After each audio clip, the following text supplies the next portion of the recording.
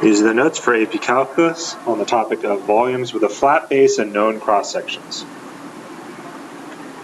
So if you have a flat base and known cross-sections, the volume is just the integral from A to B, where the region starts and where it stops, of whatever the area of that cross-section is, and then multiplied by dx turns it into the thickness. So to help you guys visualize what this looks like, let's take a look at a couple examples here. So on this one we've got a circular base here, and let's say our cross sections were squares. So there'd be one square, and notice these are infinitely thin in reality. So we're taking all these infinitely thin squares with the same cross-sectional base and adding those all up, the volumes of them, to create this three-dimensional shape where the base is flat and the squares form that shape.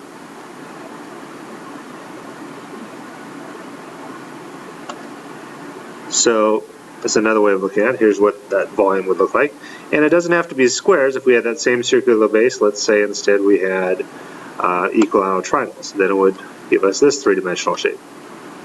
So you have that same shape repeated over and over again, but they're different sizes, just like the squares were different sizes, because the bases are different lengths based on where your rectangle in your region would be. If you had semicircles, that just creates this hemisphere. Rectangles give you that shape. Okay. And your other bases, your base doesn't have to be a circle, the base could be a square, and you can see you would get all kinds of different shapes here.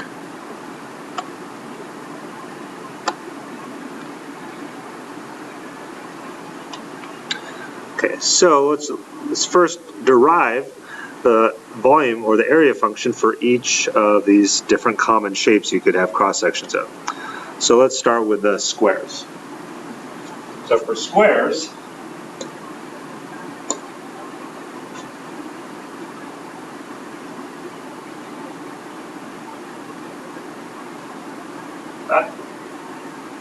well, all these three-dimensional shapes really have a base on the rectangle you draw in the region, which will either be dx or we'll see sometimes dy, which is the thickness of each of those shapes that turns it into volume. So we just need to find the area formula for each. So the base here for a square, that's just b, and so the square, the height is also the same thing, base. So the area would just be b times b. So for a square, the area is just b squared. So in the little table here, we can organize all the different formulas here. So for squares, the area for either a of x or a of y is b squared.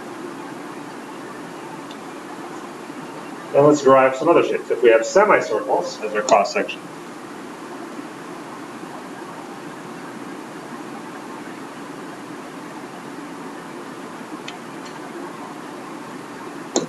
again, this is the base here. So this whole thing is the base over there. Then the radius of that semicircle would be b over 2, or half the base. So remember, for the semicircle, the area is half of a circle, so it's 1/2 pi r squared. In this case, the radius is b over 2.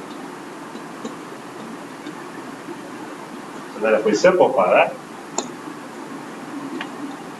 I'll just make this pi over 2, which is the same as 1/2 pi.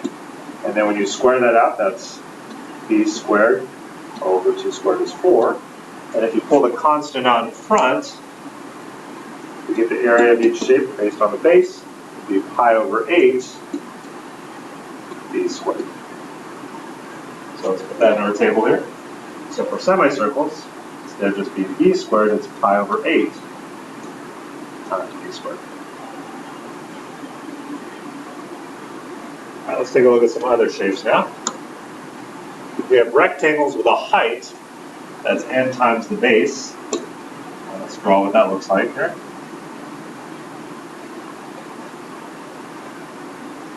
So here's our base. And the height, it says, is n times the base. So n times the base. So the area here would be nb times b. So that would be n times b squared.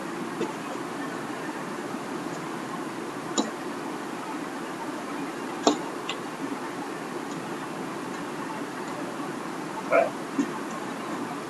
Now let's look at our next shape. We have equilateral triangles.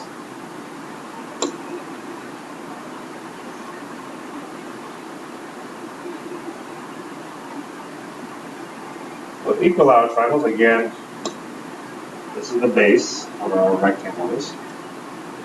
And figure this out. Well, if you split this up,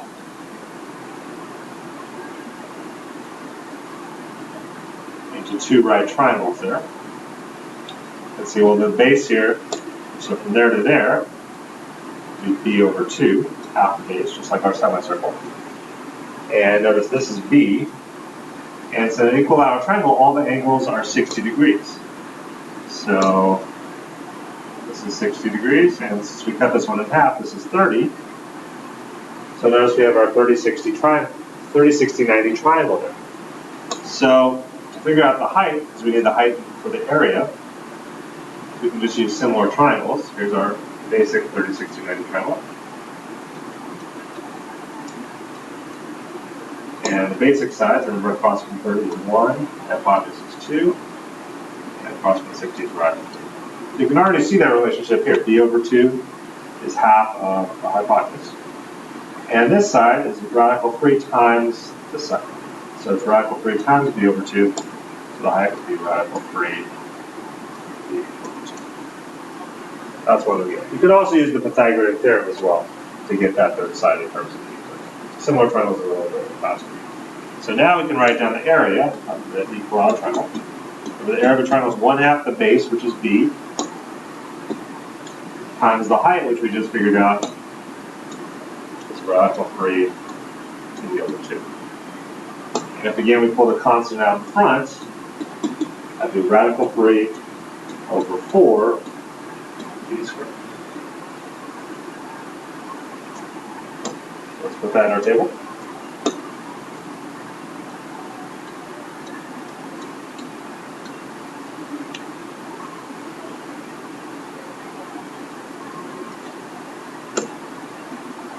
Now let's look at isosceles right triangles with a hypotenuse along the base. So isosceles means two sides and two angles are equal. So it's a right triangle with a hypotenuse along the base. So the way this would look, if the hypotenuse is on the base, that means the right angle would have to be at the top of it.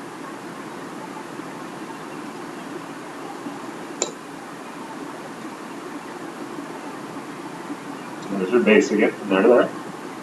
And again, for a triangle, the area is 1/2 the base times the height, so we just need to know what this height is here. Again, if you divide it up, this time we end up with, if that's 90 degrees, these have to be 45, 45, and then since you cut the 90 degrees in half there, that's also 45. So here we end up with a 45, 45, 90 triangle. And you can see this side here is half the base, so this would be b over 2. And a 45, 45, 90 triangle, the basic sides, if we draw it over here,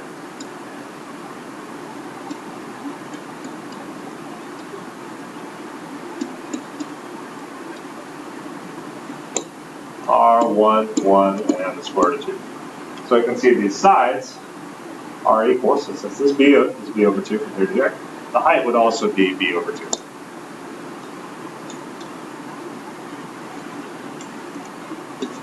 So the area with isosceles right triangles with hypotenuse along the base would be 1/2. The base is b, right here. And the height we just figured out is b over 2. So if we pull the constant out in front on that one, you get the area is 1/4 b squared. Let's go and put that formula in our table. So far they've all had b squared. So all sides of the area of it cross-section depends on the base. But let's look at some where it might be a little bit different. So this one says the height is given by h of x. So we can model this like we did with our rectangle one, except the height is no longer dependent upon the base. Here's our base, and the height is just h of x. So the area, in other words, the height is its own function. It doesn't depend upon the base. So the area here would just be b times h of x.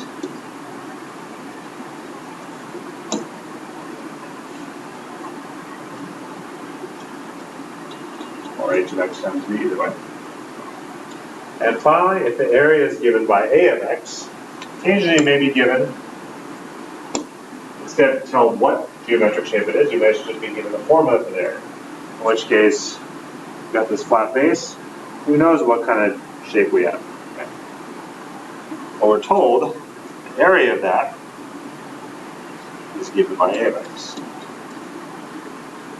So if that's the case, what you're integrating, remember, is the area. So if they give you a of x, that's what the area is. It's just a of x.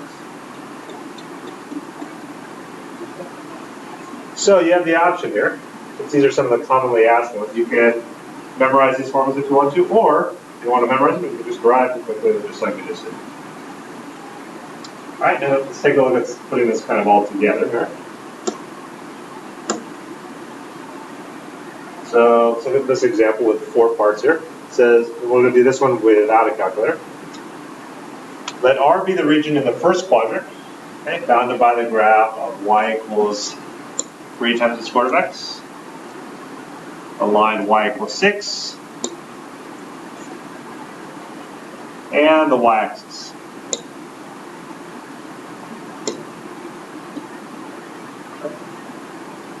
So let's put those all on our graph here. Let's start with these ones. Y equals 6. It's just a horizontal line. Right there.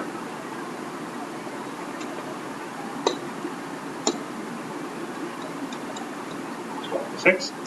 And then the y-axis is just a vertical line.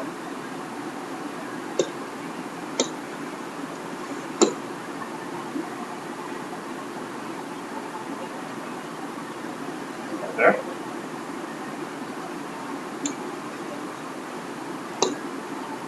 And then we have y equals 3 times the square root of x. So we could set this equal to 6 if you want to see where they intersect, but this one is probably just as easy to just substitute some easy numbers. So what would be easy to plug in for x there? Well, x 0, substitute in 0 for x. 3 times the square root of 0, just 3 times 0 gives you 0. So 0.00. Try some other perfect squares. You can substitute in 1. The square root of 1 is 1 times 3 gives you 3. So we have a point there, 1, 3. If you substitute in the next perfect square 4, the square root of 4 is 2 times 3 gives you 6. So you can see right there, that's where an intersection of the line like this is. So it looks similar to the normal square root of x graph, just that 3 makes it a little steeper. So there's the y equals 3 square root of x graph. Now let's look at part A. So here's our region enclosed. And it says the region R is the base of a solid. Okay? For this solid, each cross-section perpendicular to the x-axis. So in these problems, you could have cross-sections going this way, across, or this way. Okay. You have to pay close attention to the wording to figure out which way it is. So here's the x-axis right here. So perpendicular to that would mean we have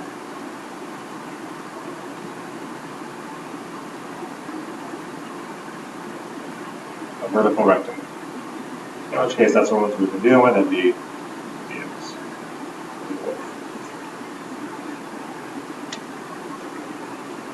So it also tells us it's a square. So the squares, remember we derived that from our table, the area would just be squared. And the base is just the distance from the length of your rectangle. That's your base of each shape. Because you've got these squares coming out of the board at you and have this as each of these rectangles as their base. So the base in this case would be this distance. The one on the top is 6, has a bigger y coordinate, minus the one on the bottom is the 3 square root of x.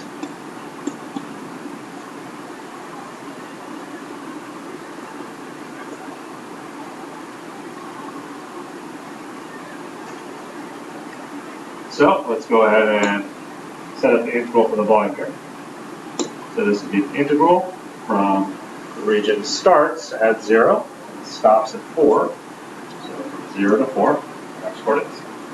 And we have our base squared. So that would be 6 minus 3 square root of x squared minus dx. So it is area until you multiply by dx, that thickness turns it into volume. Integrate all those squares from 0 to 4. So in order to integrate this, well, on this one you'd have to multiply it out. So we get 6 squared, 36 minus that'd be 18 square root of x and another 18 square root of x. So that would be 36 square root of x, which is the same as x to the 1/2, plus negative 3 divided by x times another negative 3 divided by x would be x. And now we can integrate. When you integrate 36, you get 36x minus 36. When you integrate x to the 1/2, you get x to the 3/2. It's 2/3. Plus, when you integrate 9x, you get 9x squared over 2. And this is evaluated again from 0 to 4.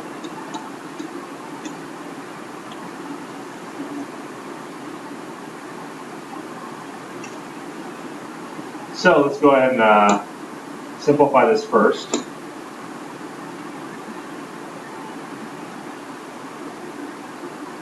So we got 36x. Here the 3 goes into 36 12 times. 12 times 2 is 24.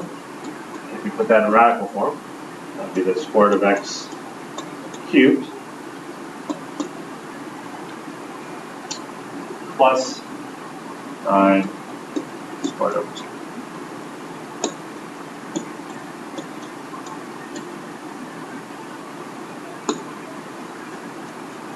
So let's see what we get when we substitute that in there.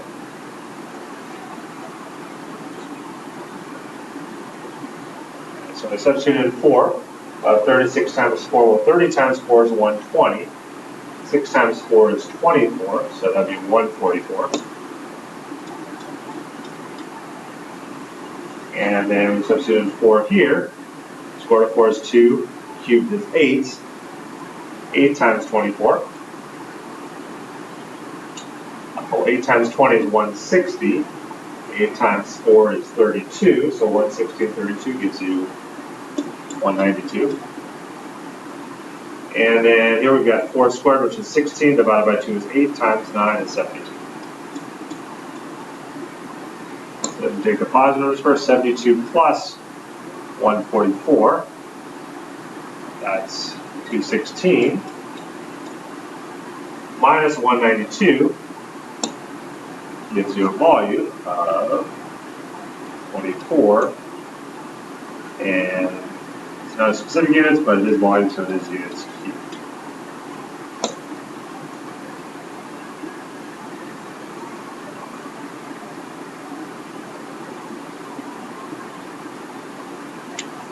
Okay, let's take a look at part B now. So part B says our region R is the base of a solid, so this is still our base. For this solid, each cross-section perpendicular to the x-axis, so again, same rectangular, and that's perpendicular to the x-axis, is a semicircle. This time it says write but do not evaluate an integral expression that gives the volume of the solid. So we only, when it says write but do not evaluate an integral expression, you just set an integral, you don't have to work it out like we did in part A. So just remember with semicircles, area we derived in our table there was pi over 8 b squared. And Since we just have to set for that, notice the base is the same as this one. So the base is still 6 minus 3 squared x. So because the pi over 8 is just a constant, when we integrate this, we can pull the pi over 8 on the outside. And then the integral would still be from 0 to 4. And then we'd have the base squared, so the same thing we had here. 6 minus 3 squared of x times 2 dx. And that's what it means to write but do not evaluate an integral expression that gives the volume of the solid. So there's our integral expression that gives the volume of the solid. Now, if we did need to work it out, it would actually be pretty easy because we've already worked out this exact same integral in part A. So really all you have to do is take the 24 we got here times the pi over 8, which would give you 3 pi. We did need to figure it out. Then let's look at part C. It says the region R, again, is the base of the solid. But for this solid, each cross-section, here's the key difference. Perpendicular to the y-axis. So here's our y-axis in green here. It's perpendicular to that. That means it's going to go this way. So this is the first time we've needed to use a horizontal rectangle. And that means this is, instead of being the change in x, is now the change in y. So now our cross sections go this way instead, and will give us different shapes. And it says we've got a rectangle whose height is 4 times the length of its base. So let's draw what that looks like here. So the height is 4 times the length of its base. So the area of that rectangle would be 4b squared, b times 4b. But our base is no longer the same as this one. So I guess I could call this one, if I call this B, I'll call this B sub 2 or something.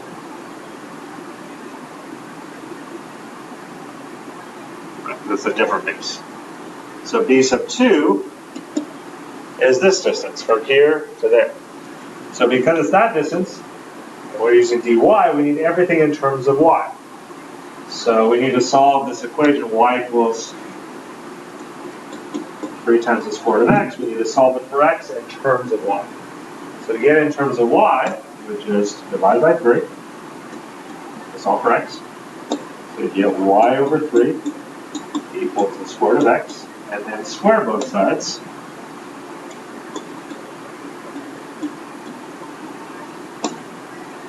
Give you x equals y squared over 9. So now we solved it for x. Now we're actually subtracting the x coordinates. And since the one further to the right has the bigger x coordinate, you start with that one. So that would be y squared over 9. That's what the x coordinate there equals. Just figure that. Minus, this one is just the y-axis, so it has an x coordinate of 0. It's just along x equals 0. So that's our second base there. So to get the volume of this one, we would start with the 4. We can pull that out on the outside. And because everything's in terms of y, our lower and upper limits are not necessarily going to be the same. Now, here they were the x coordinates. Since everything's in terms of y now, these are going to be the y coordinates. So let's look from the bottom to the top. So a region starts as a y coordinate of 0. Which happens to be the same as the x, which is also 0. However, we keep looking at our rectangles going this way. Notice the y coordinate where this region stops is right up here at 6. So it'd be from 0 to 6. And then we'd have our base, which is y squared over 9 squared. And it's times dy right here instead of dx. So that's what it says to find the volume. So let's go ahead and work this one out. Shouldn't be too hard. First, you can square that out. Give you y to the 4th over 81. If you want, you could pull out the 81 along with the 4. So you get 4 out of 81 over 81. And then when you integrate y to the 4th, you get y to the 5th over 5.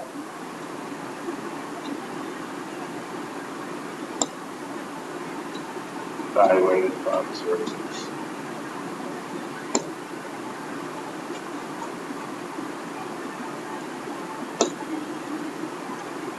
And then work that out. Well, what you can do, well, first you'd have 4 over 81 times 6 to the 5th. You probably don't know what it is, I'll tell you that, over 5. So a way to avoid having to figure out what 6 to the 5th is to simplify these. Realize that 81 is just made up of 3's, right? 81 is 3 to the 4th power. And the 6 is made up of 2's and 3's. So instead of 6 to the 5th, that's the same as 3 to the 5th times 2 to the 5th. Over 5. And by looking at it that way, you can see what would reduce there. 4 of those 3's would reduce out, leaving you with just 1 3 left on the numerator. So now what we have left is a little easier to calculate. 2 to the 5th is 32. 32 times 3 is 96. 96 times 4, let's see, 90 times 4 is 360. 4 times 4 is 16. So 360 plus 16, 376. Over 5. And again, it would be units cubed. But they're not specific units, so you don't have to write that. That's just to remind you that it is volume or pi. Let's look at part D now. It says again, the region R is the base of the solid. This time, each cross-section of the solid taken perpendicular to the y-axis. So again, since this is perpendicular to the y-axis, we'll again be using the horizontal rectangle with dy there.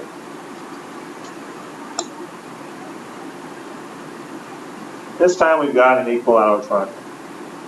So remember the formula for the equilateral triangle we derived was radical 3 over 4 b squared. In this case, I guess our base is called this b sub 2.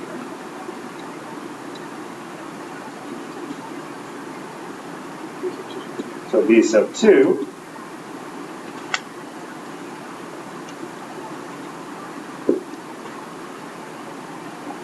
would be the same thing as this one. The same rectangle, so it's still y squared over 9 minus 0, or just y squared over 9. And the integral, the only difference would be now the constant out in front would be different. It would be radical 3 over 4, and then integral still would be from 0 to 6. That's where the y coordinates are where the region starts and stops. And we would have still y squared over 9 squared times 2y. And since this one again just says write but do not evaluate, that's all we have to do is just set it up. We don't even have to simplify it or work it out at all.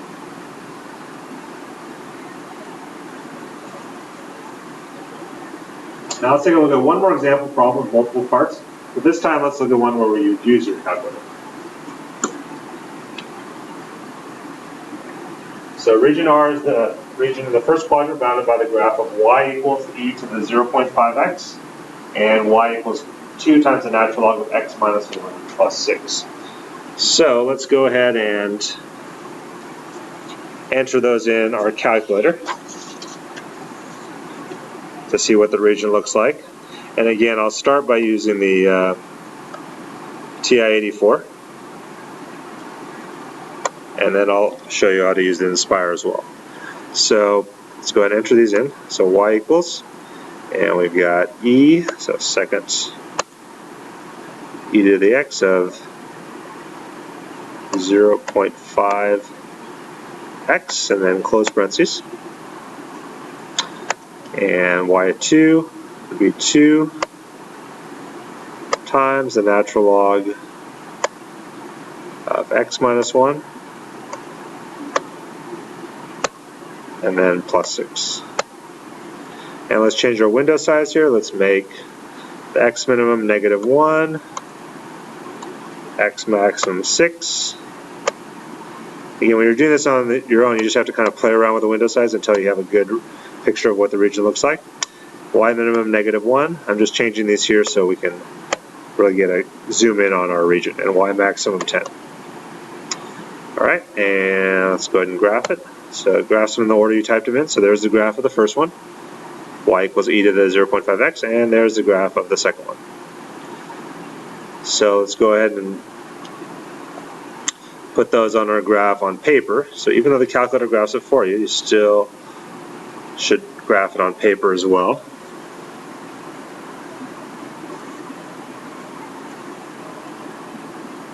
So we don't need a perfect sketch, just a rough sketch of what this looks like. So this is roughly what the y equals 2 natural log of x minus 1 plus 6 graph look like.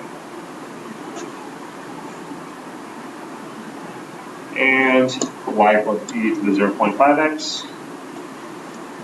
Oh, something like that.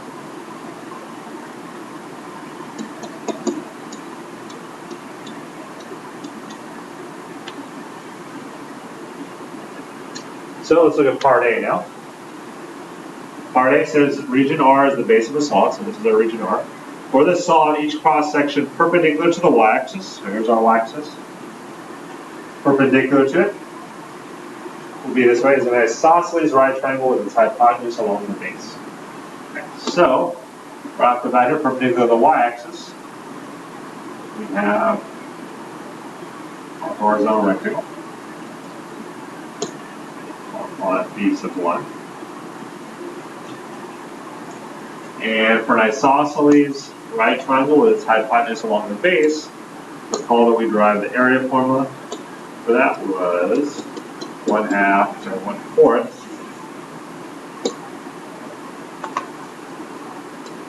the base squared, in this case b sub 1. And our base, b sub 1, notice it'd be the one furthest to the right minus the one furthest to the left, but we need to solve those both for x before we can do that. There needs to be in terms of y. So to do that, take one at a time. We take our y equals e to the 0.5x graph. First thing you would do on this one is to switch it into log form. So that would be a log, to get that x out of there, remember log base e of y equals, and instead of 0.5, well, I'll just do that as my next step. So 0.5x. And remember the log base e, another way of writing that, is the natural log. So that's the natural log of y equals, and I'm just going to, instead of 0.5, write it as 1/2x. And then all you have to do to solve for x is multiply by 2. So this one will give you x equals 2 times the natural log of y. And since that one's furthest to the right, that's the one we'll put first. And minus, that is a bigger x coordinate. The other one, if we solve it for x, notice here we first have to isolate the natural log, so it's almost reversing what we did on the other function. So you'd subtract the 6 first. So that would be y minus 6 equals 2 the natural log of x minus 1. And then you can divide by the 2. You have y minus 6 over 2 equals, and again the natural log, remember, is log base e, x minus 1. And then switch it to exponential form. So in exponential form would be e to y minus 6 over 2 equals x minus 1. And finally, just add the 1 over. So you get x equals 1 plus b to the y minus 6.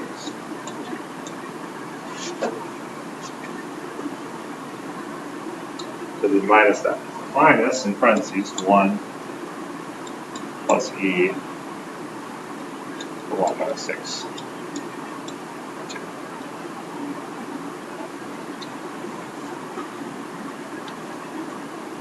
So then when we set up our integral here, on the outside we can pull out the 1/4. Integral would be from, in this case we need the y coordinate. So what I'm going to do is I'll call this AC. This one I'll call the point BD. So the x coordinates are A and B and the y coordinates are C and B. So from C to D, because it has to all be in terms of y. So we have to use our calculator to find those points of intersection. So let's go ahead and do that. On other parts we'll need A and B, so let's go ahead and find all of those. A equals, B equals, C equals, and D equals. So again, I'll show it on the 84 first. So you can go second calc. Number 5, intersect. First curve, just use y1, enter. Second curve, y2, enter. Guess. Then move the cursor over or type in a guess.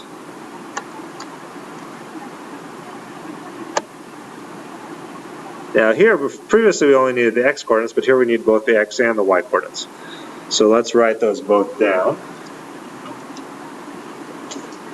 So notice we called the x coordinate was A and the y coordinate this one was C.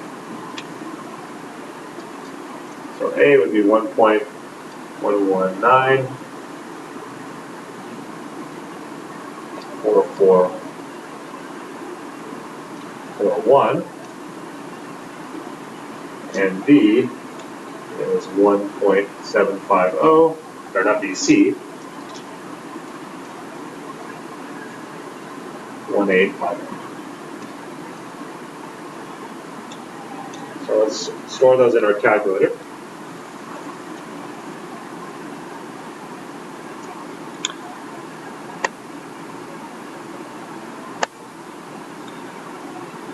So the x coordinate stored in your calculator is the answer, so we can just go store, or sometimes you might have to hit the second and then A and S, alpha A. But the y coordinate is not in our calculator right now, so that's what would be 1.750, 1859, and store it as alpha C.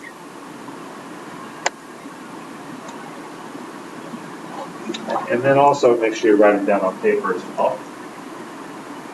So A was 1.119, 4441. C was 1.750, 1850.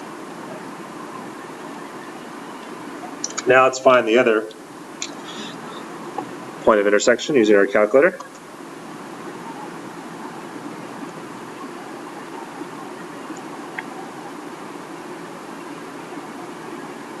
So second calc, oops, intersect, first curve, enter, second curve, enter, guess, you can either type it in or I'm just going to move the cursor, I'm going to type it in, I'm going to guess 5. And it's right there, it's 4.245629, that's B, our x coordinate, and then D is 8.3546183. So let's go ahead and write those down on paper.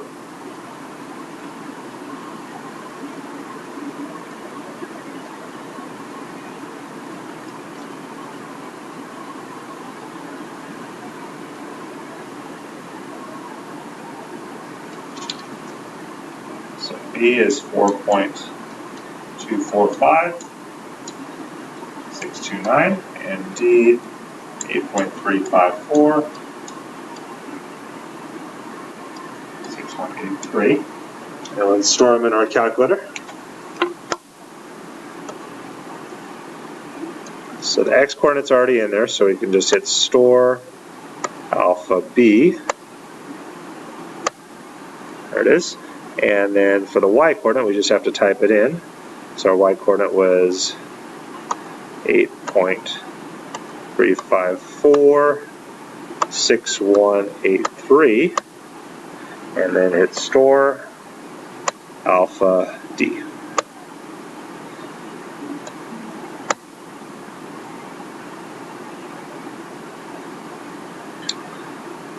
And now that we've got C and D there, we're set up to go ahead and use our calculator to integrate this. Let's finish setting up the integral up. So it's the base squared, so it'd be this whole thing.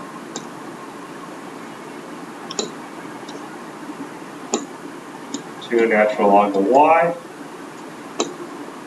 If you want to avoid the parentheses, you can distribute the 1, so it'd be minus 1, distribute the negative, and then minus e to the y minus 6 over 2 squared minus d. So let's go ahead and enter this in our calculator. Now, even though it's in terms of y here, on the 84, we can just really type it all in using x, because this button right here, x, t, theta, n, is used for really any variable. So first thing, since we've got a 1/4 out in front, I'll put 1/4, or I could put 0.25, and then times, let's go ahead and integrate this. Function integrate. So notice these are not in our calculator right now. So we've solved for them down here, but we have their other versions. They're in solved for y in there. So we just have to type it in. And when you type it in, you'll just be using x. So 2 natural log, because this is used for any variable, x, close parentheses, and then minus 1 minus second e to the, and here, and other open parentheses, so it'd just be x minus 6 divided by 2, our exponent, and then comma, variable x, comma, lower limit alpha c, comma, upper limit alpha d, then close parentheses. Because this integral with x is there for y would really be the same numeric value no matter what letter, x, y, t, whatever it is. So when we do that, we get 1.861. You can put more decimal places than that, but you have to be accurate to at least 3 decimal places. Again, it's volume, so it would be units cubed. Now before we go to part B, let's see how we can do the same thing using the Inspire. So using the Inspire, we'll just create a new document, add graphs, and let's enter in our functions again. So it'd be e to the 0.5 x minus 2 times the natural log x minus 1, then plus 6. Let's change our window size, so menu, window zoom, window settings. Again, x minimum, let's make that -1, x maximum 6, y minimum -1, y maximum 10.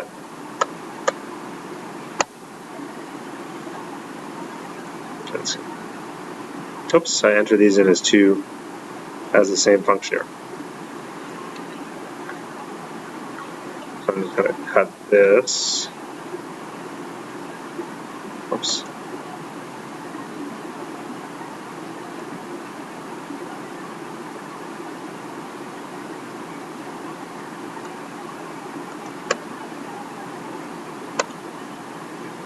enter in the first one here, and then tab, enter in the second one here.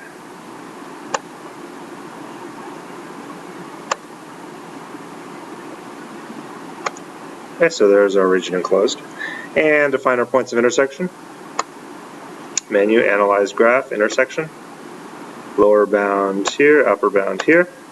Again, here on the Inspire, you can just click on them, and then variable store, we call this one A. And click on this one, variable, store variable, we call this one C.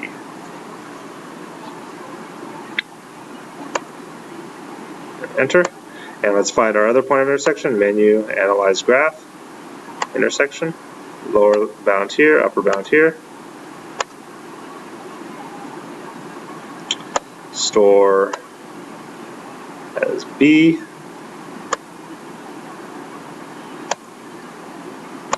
And store as D. And then to integrate it, you just go document, insert, calculator. And then on the Inspire, you can actually leave it in terms of y, our integral. So again, we have the 1/4 on the outside.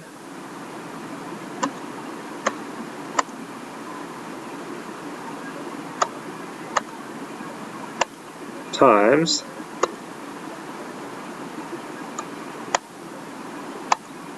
f integral from C to D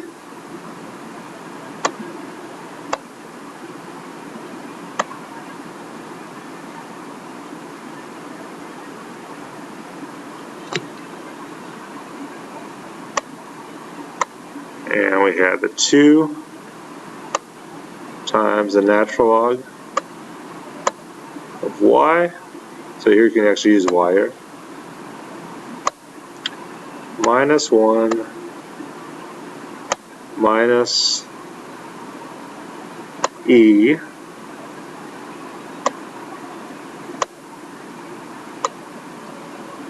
to the y minus 6 over 2 dy. And we can see we get the same answer of 1.861. Alright, let's look at part B now. For part B, it says the region R is the base of a solid. Each cross-section of the solid taken perpendicular to the y-axis. So again, we'll still use this horizontal rectangle. Is a rectangle whose base lies in R and whose height is 4, 1. So we've got a rectangle here.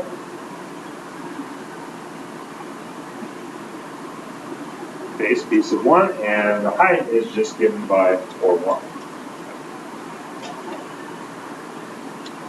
So the area will just be 4y times b sub 1. So to set up the integral, we know we can pull out the 4, that's our constant. The integral, since we're using the same rectangle here, would start at C and stop at D. Let's go from C to D.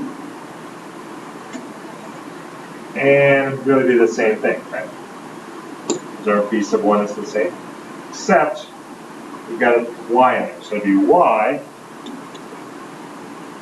times b sub 1, we figured out was 2 natural log of y minus 1 minus e to y minus 6. 2. This time it's not squared, it's just times y. It's just b sub 1, not b sub 1 squared like it was on the first on part A. And it just says to write but do not evaluate. So that's it. We just have to set it up correctly. And then part C says, suppose the region R models the surface of a pond. At all points at a distance x from the y-axis, the depth of the water is given by h of x. Find the volume of the water in the pond. So, easiest way to model this is you kind of picture this as you're looking at the pond from overhead. And it says at all points at distance x from the y-axis. So to draw that, here's the y-axis. All points that have the same x-coordinate away from that are going to form a vertical rectangle. So all those points, it's saying, have the same depth h of x. So if you imagine the same depth going down from all those points there, you can see that shape would just form a rectangle. So here's our b sub 2, there's the base.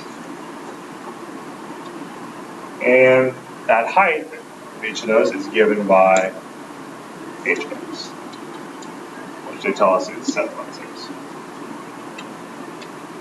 So the area of that rectangle would just be 7 minus x, height times b sub 2. And b sub 2 is this distance. We haven't used that yet. So the top one, in terms of y, which is in terms of x, which is e to the 0.5x. Minus the one on the bottom is, oops, sorry, that's not the top. That one is, one of the red is actually the 2 natural ones. Sorry about that.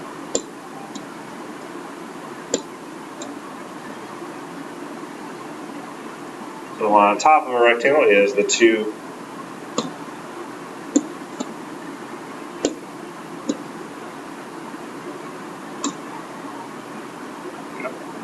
natural log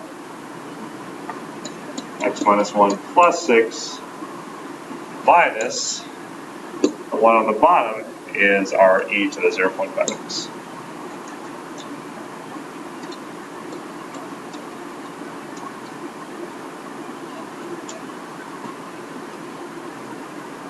So on this one, there's nothing really you can pull out of the integral. So you would just have the integral from now. You'd be using the x coordinates since we have a rectangle with the x there, so it'd be from A to B.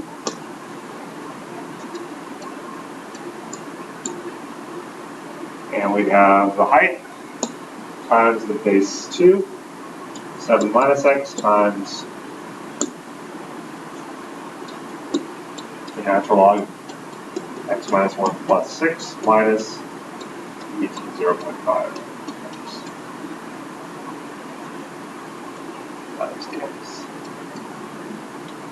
So we can use our calculator to figure that out. A little easier to type in on this one because we have some of those already in there.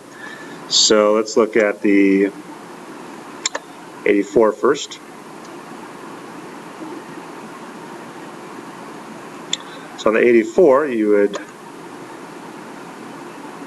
just have no constant on the outside this time, so you can just go directly to math number 9, function integrate, and open parentheses, 7 minus x, close parentheses, times, open parentheses, 2 natural log of x minus 1, that was our y2. So we can go variables, y2, minus the e to the 0.5x was our y1, so variables, y1, close parentheses, okay, so that's what we're integrating, and then comma, lower limit alpha a, comma, upper limit alpha b, oops, I forgot the x, so x, then alpha a, comma, alpha b, and then close parentheses.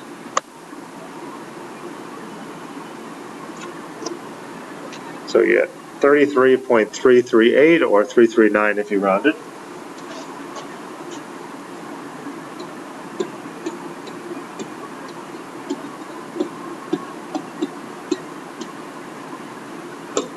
Again, it's units cubed, since we're talking about volume. Now on the Inspire, you could just enter in. Again, there's nothing on the outside, so integral from A to B, 7, whoops, got the open parentheses there.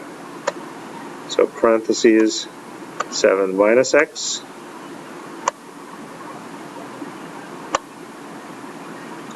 times, parentheses, F2 of x, that was the one on top, minus F1 of x dx. And you can see we get the same answer that way. Let's look at one last part. Part D says the region R at the base of a solid.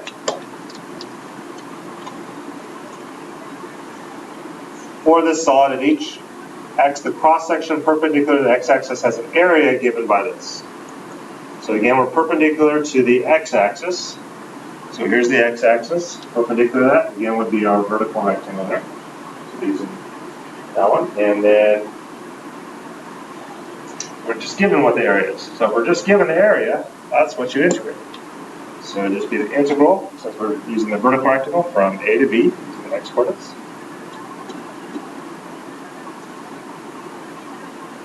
Of cosine pi over 2 x plus 2.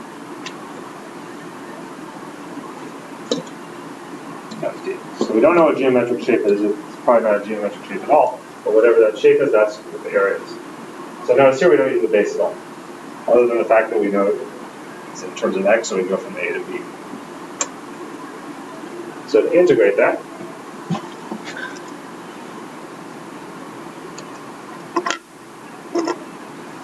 using the 84 first here. So that would be, again, nothing you can pull on the outside.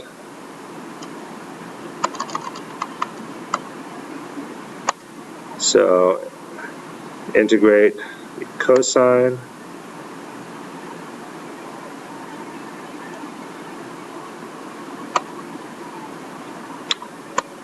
pi, x is really all the numerator, so pi x divided by 2,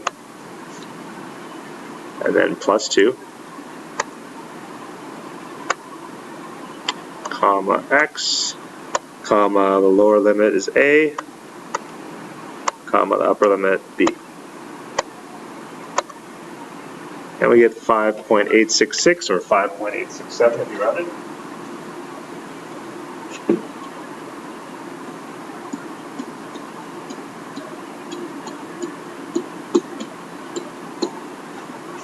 And finally, let's look at how we do the same thing on the Inspire.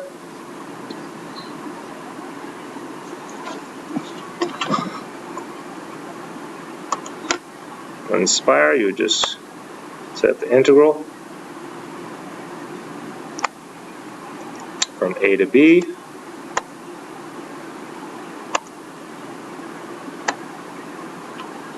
And it was cosine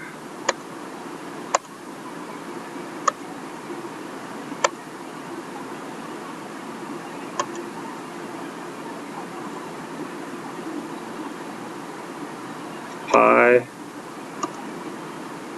x 2 and plus 2.